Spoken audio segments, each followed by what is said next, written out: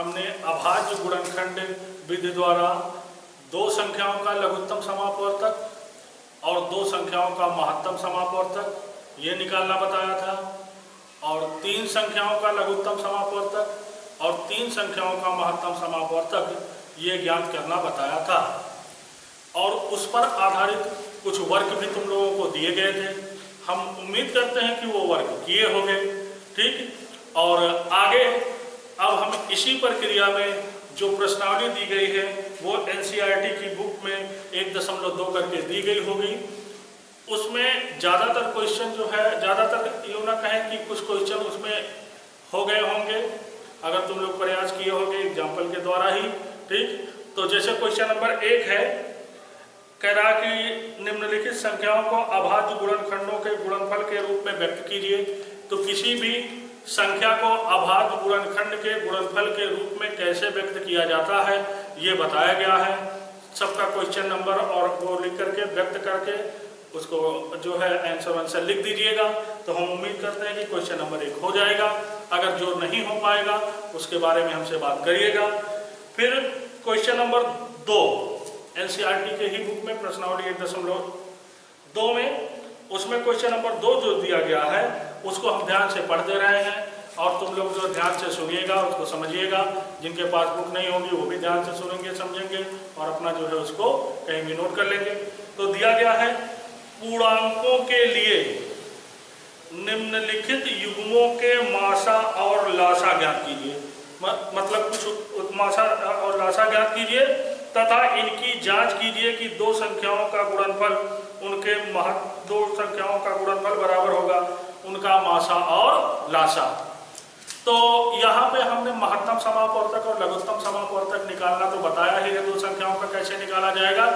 और जो युग्म दिए गए हैं इसमें 2 क्वेश्चन कुल मिला जुला 3 क्वेश्चन हैं, 3 पार्ट हैं इसमें क्वेश्चन नंबर 2 में। तो एक क्वेश्चन फुल हम करवा दे रहे हैं।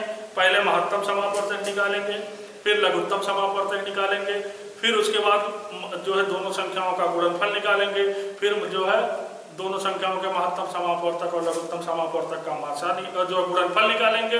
फिर उसके बाद 2 समीकरण बना देंगे कि देखेंगे दोनों क्या है आपस में बराबर है। तो हम यहाँ करवाने चल रहे हैं क्वेश्चन नंबर 2 का। क्वेश्चन नंबर 2 का कोई भी एक पार्ट उठा लें, ठीक। तो यहाँ एक पार्ट हमको जो दिखाई दे रहा है, पार्ट नंबर 3 करवा दे रहे हैं। 336 और 64 दिया गया है, ठीक। तो क्वेश्चन इसका तीसरा पार्ट है। तो चूंकि 336 बराबर, तो 336 का मतलब इसको अब बराबर जो लिखना, बराबर का मतलब क्या है कि इसको अभाज्य गुणनखंडों के गुणनफल के रूप में व्यक्त करना है। तो अभाज्य गुणनखंडों के गुणनफल के रूप में व्यक्त करने के लिए हमने प्रक्रिया बताए रखी है कि रफ पे जाओ, कहीं ऐसे जो है कर जाओ। 336, उसके बाद 2 से 1 कटेगा, फिर 2 1 के 2, 1 बचा, 2 6 12, 2 8 16, फिर 2 से 2 8 16, 2 चौका 8, फिर 2 से 2 चौका 8, 2 दूनी 4, फिर 2 से उसके बाद जो 2 दूनी 4, 2 1 के 2, फिर 2 से, फिर 2 1 के 2, ये तो हो नहीं कटेगा 2 से। अब ये कटेगा 21 हो गया, तो 3 से काट दो, 3 7 21 और फिर 7 से, और 7 1 के साथ, जब तक ये पूरा मामला 1 नहीं आ जाता। तो अब अभाज्य गुणनखंड का मतलब जो होगा इतना गुणे इतना गुणे इतना गुणे इतना गुणे इतना गुणे इतना, तो ये बराबर हो जाएगा कितना, 2 गुणे 2 गुणे 2 गुणे 2 गुणे 2 गुणे 3 गुणे 7। चेक करने के लिए याद रखिएगा ऐसा होना चाहिए कि इनका गुणा करो इनके बराबर आ जाए, ठीक। अच्छा, तथा दूसरे वाले को देखो, तथा दूसरा क्या दिया गया है, 54। तो इसको 2 से करोगे 27, फिर 3 करोगे 9, फिर 3 करोगे 9, फिर 3 त्रिका 9, 3 27 दूना 54। दोनों संख्याओं को सबसे पहले अभाज्य गुणनखंड के जो है अभाज्य गुणनखंडों के रूप में व्यक्त कर लिया गया। फिर महत्तम समापवर्तक कैसे निकाला जाता है जानते ही, ठीक। तो इसलिए 336 तथा 54 का मासा ठीक। या अगर हम इसको ऐसे लिखते हैं, यही चीज फिर हम मिटा रहे हैं, तुम लोग भी ऐसे बड़े क्वेश्चनों में जो है ऐसे ही लिखने की आदत डालेगा। अगर हम इस चीज को ऐसे लिखते हैं, मासा 336 कामा 54। तो वही पढ़ा जाएगा ये कि 336 और 54 का मासा, ये मासा कैसे होता है। अभाज्य गुणनखंड में जो उभयनिष्ठ संख्याएं होती हैं उनका गुणनफल। तो 1 2 हो गया, 2 गुणे फिर क्या ये उभयनिष्ठ नहीं है, ये भी नहीं है, ये भी नहीं, एक 3 है तो 3, यही केवल है। तो इंप्लाइज दैट ये जो मिल जाएगा मासा ऑफ 336 कामा 54 6 होगा। इसको समीकरण नंबर 1 बना लीजिए। इतना क्लियर, मासा निकल गया। उसके बाद पुनः लासा भी निकाल लो। लासा कैसे निकाला जाता है वही बताए हैं। पुनः लासा ऐसे ही लिख दे रहे हैं, लासा आप इसका 336 कामा 54 का लासा कैसे लिखा जाता है जानते हो। पहले ऊपर वाला पूरा लिख डालेंगे, 2 गुणे 2 गुणे 2 गुणे 2 4 बार गुणे 3 गुणे 7। अब फिर इसमें आ जाओ 2, हाँ तो लिखा जा चुका 4 बार, तो इसलिए अगर इसमें 4 बार आएगा तो भी हम नहीं लिखेंगे 2, 4 से अधिक बार आएगा तो उतना लिखेंगे। ठीक, तो ये 2 नहीं लिखेंगे, 3 एक बार नहीं लिखेंगे, 2 बार लिखेंगे। तो गुणे 2 गुणे 3 गुणे 3 गुणे 3 2 बार लिखिए। ये बाकी जो है सबका काम खत्म हो गया। तो जब सबका काम खत्म हो गया तो इनका गुणा कर लो। तो गुणा करोगे क्या, 2 दूनी 4 दूनी 8 दूनी 16 48 48 गुणे 9 और गुणे 7 तो 48 7 9 63 एक आप पे कहीं कर ले 48 का 63 से गुणा कर दे तो 3 8 24 के 4 3 4 12 और 2 14 6 8 48 के 8 6 4 24 और 4 28 ये हो जाएगा 4 8 4 12 के 2 9 1 10 3। शायद कैलकुलेशन अगर सही होगा तो 3 24 ये क्या है, इंप्लाई दैट लासा आप किसका 336 कामा 54 ये हो जाएगा समीकरण नंबर 2। तो इस तरह मासा और लासा निकल गया, वैसे निकाल लेते हैं। हमको दिखाना क्या है भाई, मासा ज्ञात करना था, लासा ज्ञात करना था, ये तो इसका आंसर लिख देंगे। एक चीज और यहाँ हमको प्रूफ करना है। प्रूफ क्या करना है कि दोनों संख्याओं का गुणनफल मासा और लासा के गुणनफल के बराबर है। तो इसलिए आइए निकाल लिया जाए लगे यहाँ पे। इसलिए मासा ऑफ 336 कामा 54 गुणे लासा ऑफ किसके कितने के 336 कामा 54 बराबर ये। तो अब देखिए मासा कितना 6 है, 6 गुणे ये कितना है 30 24। अब इसका गुणा कर लिया जाए, ऐसे गुणा करोगे तो 6 4 24 के 4 6 दूनी 8 8 2 10 के 0 6 0 0 6 0 0 हाथ से ले तो 1 हो जाएगा और 6 तरीक 18। कैलकुलेशन है, तुम लोग अपना उसको चेक कर लीजिएगा। इंप्लाई दैट हो क्या गया मासा ऑफ ऊपर लिखते हैं, ऊपर यहाँ तक हुआ तो इसके ऊपर चले नहीं पता नहीं दिखाई देगा कि नहीं तुम लोगों को। तो इंप्लाइज दैट इसके बाद की लाइन है, तो ये इंप्लाइज दैट मासा 336 कामा 54 गुणे लासा ऑफ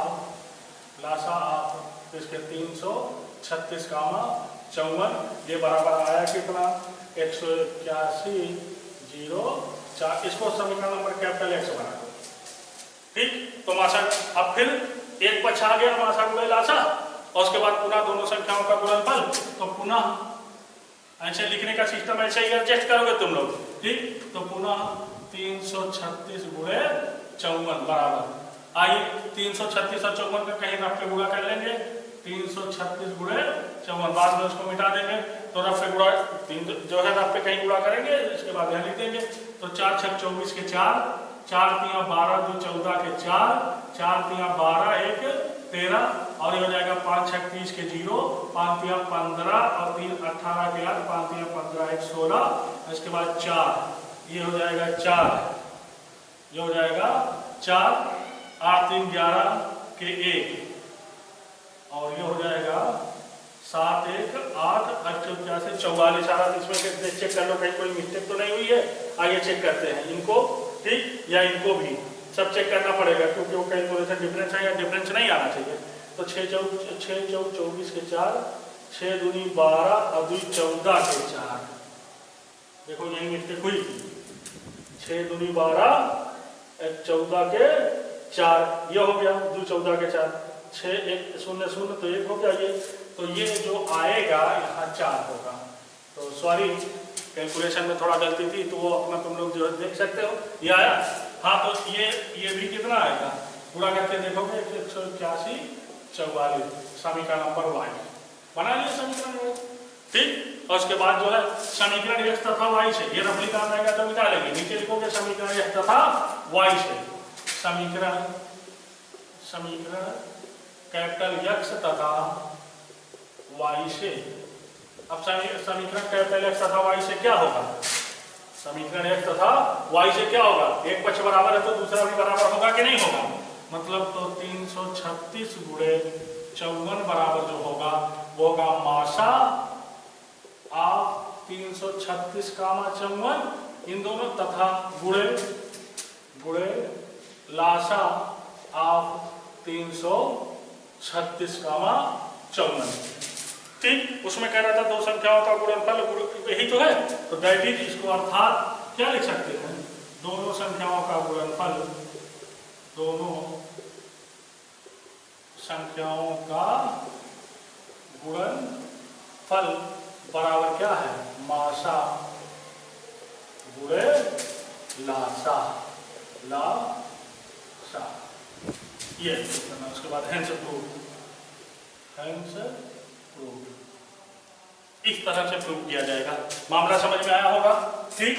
तो इस तरह से इसको जो है लिखने का ये सिस्टम है बोर्ड के दृष्टि से, ठीक। तो तुम लोग अपनी हैबिट जो है इसी हिसाब से करिएगा, ठीक। तो आगे इसमें जो है, इसमें 2 पार्ट और दिए गए हैं क्वेश्चन नंबर 2 में, वो हम उम्मीद करते हैं कि तुम लोग कर लोगे, ठीक। इसी प्रक्रिया में केवल संख्याएं बदली हुई हैं, ठीक।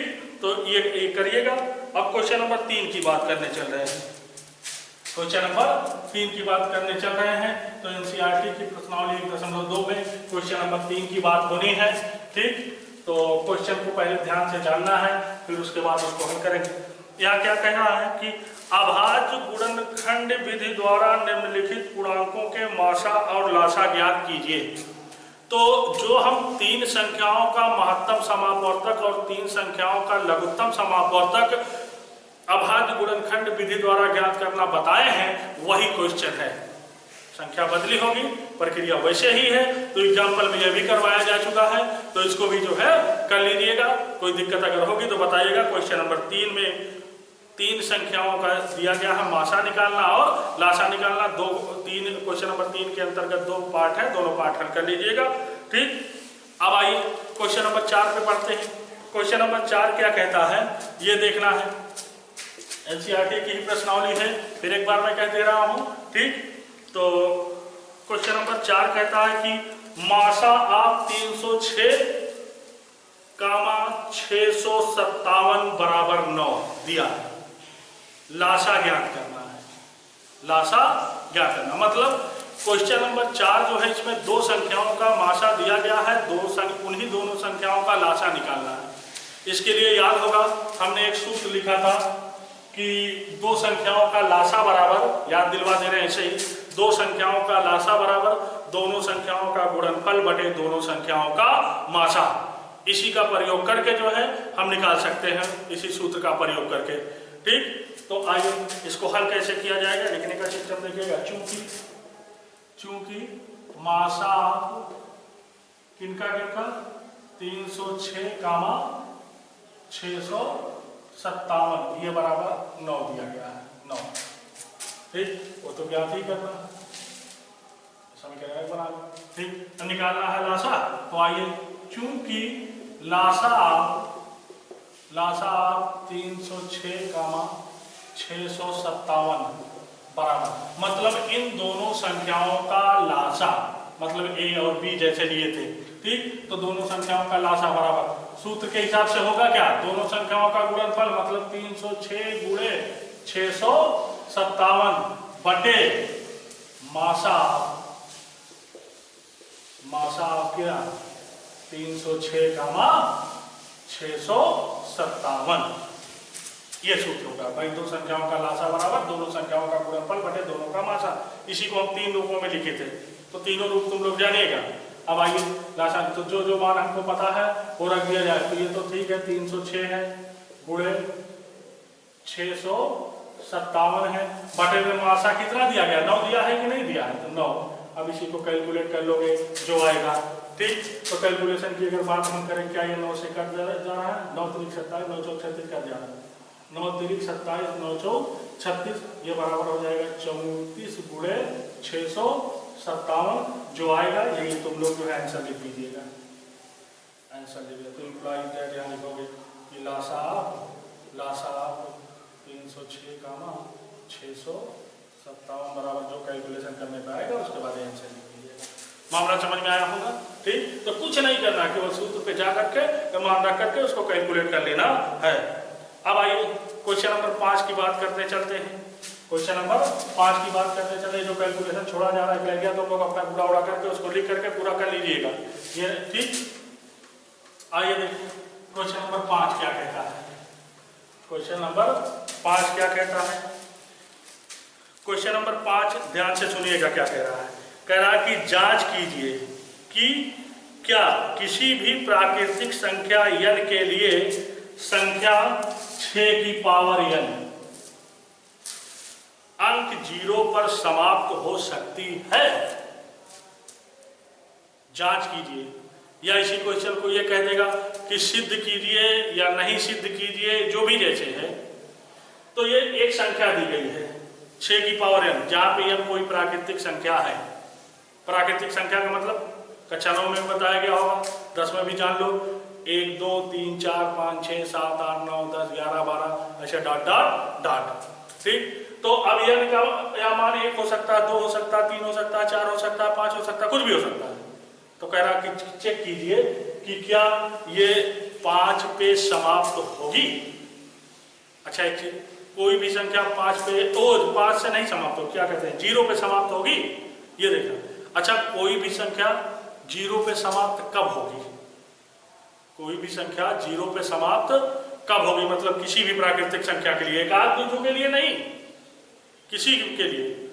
तो कोई भी संख्या 0 पे समाप्त होती है अगर वो 5 से विभाज्य हो जाए, मतलब उस संख्या के अभाज्य गुणनखंडों के गुणनफल के रूप में 5 का आना जरूरी है।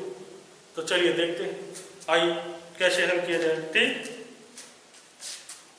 अच्छा देखिए सोल्यूशन इसका देखने का तरीका ये देखिए। अच्छा चूंकि 6 की पावर n बराबर, अगर हम ऐसे लिख दें 2 गुणे 3 की पावर n, घातांक का तो लोग नियम जानते हो, 2 की पावर n गुणे 3 की पावर n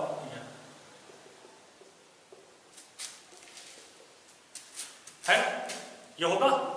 अब देखिए चूंकि किसी भी संख्या को 0 पर समाप्त होने के लिए उसके अभाज्य गुणनखंड में 5 का आना आवश्यक है, ठीक। कोई चीज लिखेंगे, चूंकि किसी संख्या को 0 पर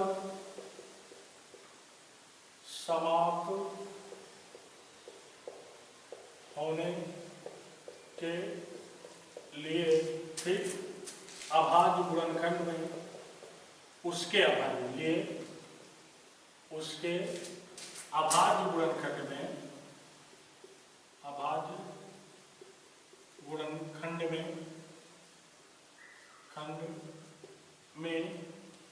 कम से कम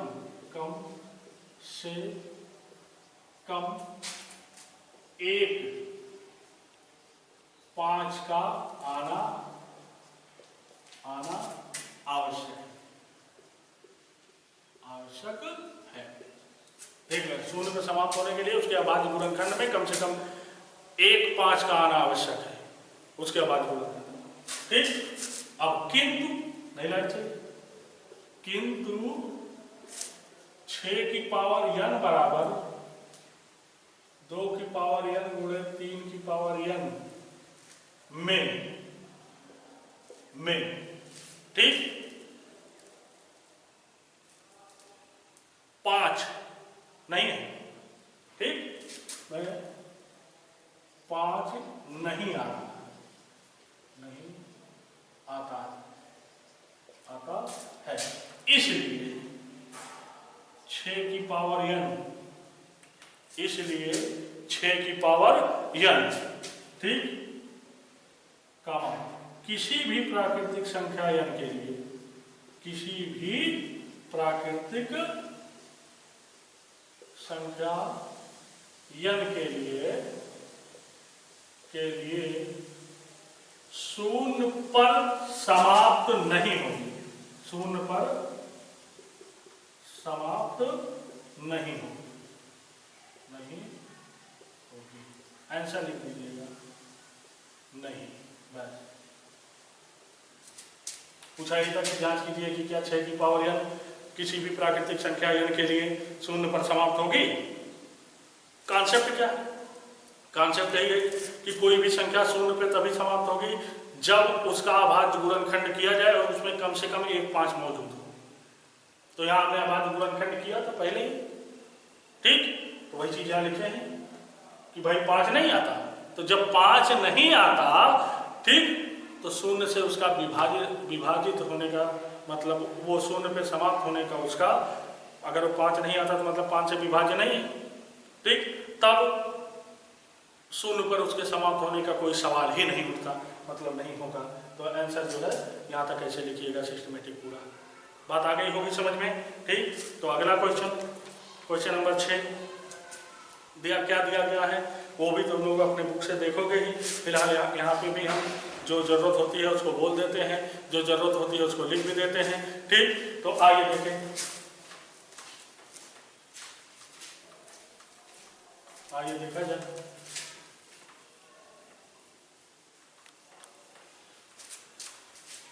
आइए देखा जाए क्वेश्चन नंबर 6। क्वेश्चन नंबर 6 क्या कहता है? व्याख्या कीजिए। क्वेश्चन नंबर 6 कहता है व्याख्या कीजिए की, व्याख्या कीजिए की। अब क्या व्याख्या करना है? 7 गुणे 11 गुणे 13 प्लस में 13 और क्या है? 7 गुणे 6 गुणे 5 गुणे 4 गुणे 3 गुणे 2 गुणे 1 प्लस 5। ये भाज्य संख्याएं क्यों है? मतलब एक संख्या ये दी गई है, एक संख्या ये दी गई है, दोनों भाज्य क्यों है? अच्छा, कोई भी संख्या भाज्य कब होती है पहले ये जान लो, पहले यह जानना है कोई भी संख्या भाज्य कब होती है? जब उसको अभाज्य गुणनखंडों के गुणनफल के रूप में व्यक्त किया जाए तो उसमें 1 या -1 के अलावा कोई अन्य संख्या भी मौजूद हो, ठीक। तो आइए इसकी व्याख्या करें, काहे ऐसा है, क्यों ऐसा है, ठीक। तो भाई भाज्य क्यों है, आइए देखें। सोल्यूशन यहीं से देखिएगा कैसे करना है सोल्यूशन। चूंकि पहले इसको लिख लो कायदे से, 7 गुणे 11 गुणे 13 प्लस में 13 बराबर क्या आएगा? तो देखो जहाँ जोड़ घटाव गुणा भाग होता है वहां पहले गुणा और भाग वाले को परीक्षक को वरीयता देते हैं ना, तो इनका गुणा कर लो। 11 7 77 गुणे 13, तो एक आपकी कैलकुलेट लेंगे 77 गुणे 13, 13 7 91 के 1, 13 7 91 और 9, 91 और 9, तो 91 और 9 कितना हो जाएगा? 100। 1001 फिर से देख लेना, 1001 हो गया, 1001 प्लस में 13 है बराबर ये हो जाएगा कितना? 1001 में तो 1014 इंप्लाई 7 गुणे 11 गुणे 13 प्लस में 13 बराबर एक काम करिएगा। अब ये इस रूप में टूट गई, इस रूप में टूट गए, अब इसको अभाज्य गुणनखंड के रूप में भी व्यक्त कर डालो। अभाज्य गुणनखंड के रूप में व्यक्त करने के लिए रफे कहीं जाकर के ऐसे इसको तोड़ेंगे, जानते ही हो, ठीक। 2 से 2 पंजे 10, 2 शून्य 0, 2 सत्ते 14। अब 2 से ये कटेगा नहीं, तो देखो 3 से कट रहा है, 3 1 के 3 या 3 1 के 3 चेक कर ले रहे हैं, 3 1 के 3, 2 बचा 20 हो गया, 3 6 18 2 3 9 27 कट गया, ठीक है। अब ये देखो 3 से कटेगा, 13 13 होता है ना, 13 गुणे 13, तो ये हो जाएगा 2 गुणे 3 गुणे 13 गुणे 13, इम्प्लाइड है कितना बराबर 7 गुणे 11 गुणे 13 प्लस में 13। मतलब इस संख्या को जो दी गई थी, इसको हमने अभाज्य गुणनखंड के गुणनफल के रूप में व्यक्त कर लिया। तो यहाँ पे हमने देखा क्या कि भाई एक का गुणा तो होता ही है, -1 और 1 के अलावा 2 भी है, 3 भी है, 13 भी है। इसका मतलब ये संख्या विभाजित है, 2 से विभाजित है, 3 से विभाजित है और 13 से भी विभाजित है ये संख्या टोटल। तो भाज्य संख्या हुई कि नहीं हुई? ठीक। तो चूंकि अभाज्य गुणनखंड में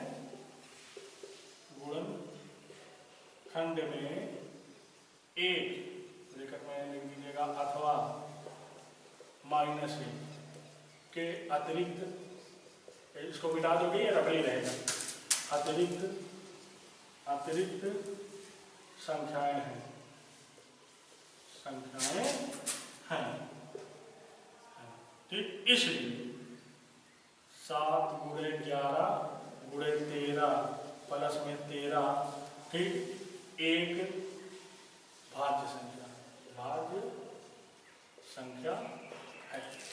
अब एक की व्याख्या हो गई कि ये क्यों है, एक की व्याख्या हो गई ये क्यों है। अब दूसरी की भी व्याख्या इसी तरह कर दें, ठीक। तो दूसरी की व्याख्या करने के लिए पुनः करते हैं, आइए पुनः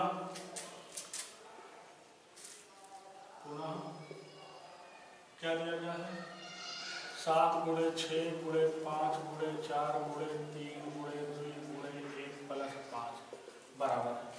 तो 7 छक 42, 4 पंजे 20 और 20 42 हो गया, 4 पंजे 20, 20 तिया 60, दूना 120। तो 42 गुणे 120 निकालो, 42 गुणे 120, चलो 12 से निकालें, बाद में 0 बढ़ा देंगे, ठीक। 2 दूनी 4 और 2 चौक 8 हो गया, 1 दुआई 2, 1 चौक को 4, ये 2 8 2 10 के 0 5, 1 0 बढ़ा में 50 20, अगर सब कुछ ठीक होगा तो 50 20 और प्लस में 5 है बराबर हो जाएगा 50 25। अब इसको अभाज्य गुणनखंड के रूप में व्यक्त कर जाओ, इसको अभाज्य गुणनखंड के रूप में व्यक्त कर जाओ। तो अभाज्य गुणनखंड के रूप में व्यक्त करने का मतलब वही कि भाई 2 से कटोगे 50, 2 से कटेगा नहीं 50 25, क्योंकि लास्ट में विषम है तो 2 से कटेगा नहीं। आइए 3 से चेक करते हैं या 5 से चेक कर लिया जाए, चलिए 5 से, 5 1 के 5 5 10 50 सुनो और 5 25, 3 से पहले चेक कर लें, 3 से देखे कट रहा है तो हो जाएगा 3 1 के 3, 3 1 के 3, 2 बचा 18 हो गया, मतलब 2 बचा 20 हो गया, 3 6 18, 2 बचा 3 7 21, 3 5 15 शायद कर जा रहा 3 से फिर देखें, 3 5 15, 1 बचा 17 हो गया, 3 5 15, 25 नहीं कटेगा 3 से, तो 5 से देखो, 3 से कट गए, 5 से देखो, 5 3 15 और उसके बाद 1 बचा 17 हो गया, 5 3 15 5 25, फिर उसके बाद 5 से देखो ये 5 6 30, 3 बचा 35 5 7 35, 67 तो किसी से कटने वाला नहीं है, तो ये हो जाएगा 3 गुणे 5 गुणे 5 गुणे 67, तो इम्प्लाइड इतना बराबर है। तो 7 गुणे 6 गुणे 5 गुणे 4 गुणे 3 गुणे 2 गुणे 1 प्लस 5 बराबर हो गया, ठीक। अब जब ये हो गया तो फिर देखो यहाँ 1 अथवा -1 के अतिरिक्त है कि नहीं, 1 अथवा -1 के अतिरिक्त और अभाज्य गुणनखंड में संख्याएं मिल रही है ना, तो ये चीज लिखेंगे। तो देखिए चूंकि 7 गुणे 6 गुणे 5 वही चीज लिखेंगे, 5 गुणे 4 गुणे 3 गुणे 2 गुणे 1 प्लस 5 में के अभाज्य गुणनखंड में, के अभाज्य गुणनखंड में अगर पीछे मान लो हम गलती करके होंगे, ये चीज़ नहीं लिखे होंगे तो तुम लोग अपना जो है सुधार लेना। अभाज्य गुणनखंड में 1 अथवा -1 के अतिरिक्त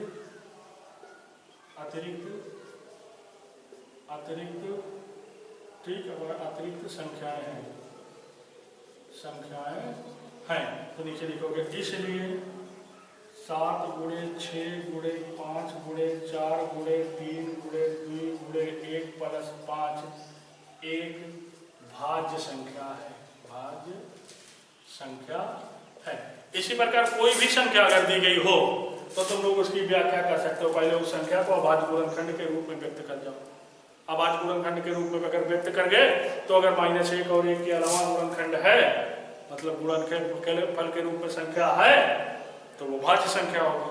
ठीक, यही इसका कॉन्सेप्ट है, तो ये भी है। तो दोनों की व्याख्या हो गई। तो एक क्वेश्चन इसमें और बचा हुआ है, क्वेश्चन नंबर 7। ठीक, फिलहाल समय भी हो गया है, तो आज के लिए फिलहाल इतना ही। मिलते हैं हम लोग अगली वीडियो में।